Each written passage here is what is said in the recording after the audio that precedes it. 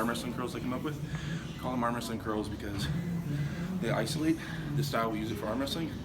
And when you start failing or going too heavy, and it becomes a compound movement, and the compound movement directly relates to arm wrestling as well. So it's a standard curl in a rowing setup, right?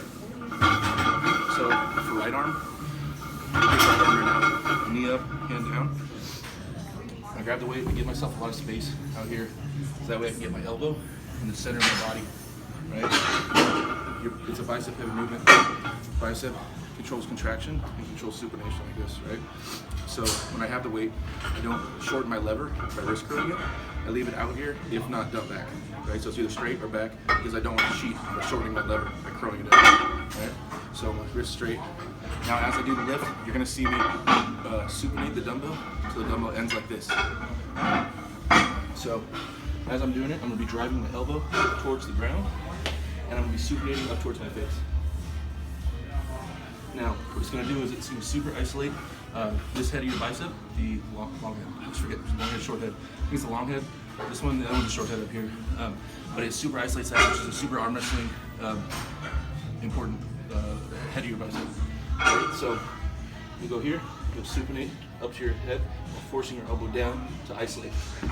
Because now that my arm is in front of me, that's how you isolate that head of the bicep, by having your arm in front of your elbow. Arm behind your elbow, or by behind your shoulder, is how you isolate the other head of your bicep, right? So just this movement is isolating this already. The supination further isolates it, and then not shortening your lever makes it more difficult and more straining. Now, for that is the isolation part. Now the part that we do in arm wrestling lift is a little closer. So as I'm doing it, when it starts getting heavy, or I start struggling with the movement, I'll start curling it in, and what I do is I'll start naturally using my lat as I'm doing the curl, and I'll use my front delt to get it up. Well, in arm wrestling, when you're trying to stick out more power, what do we naturally want to use? Our lat and our front delt.